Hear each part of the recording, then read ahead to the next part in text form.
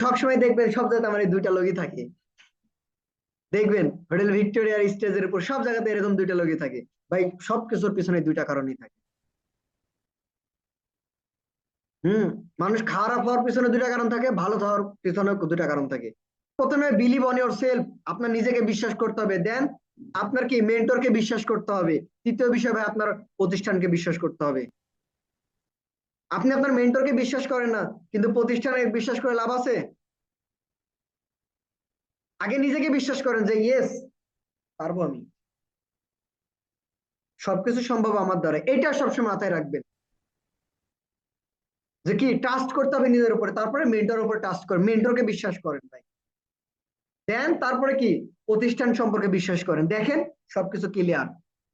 আপনি যে কাজটা করতে যাচ্ছেন আপনি ওখান থেকে দেখবেন ভাই 99% আপনি এখান থেকে সাকসেস হইতে পারবেন।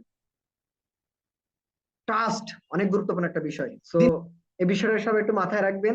অনেক বিষয় বললাম।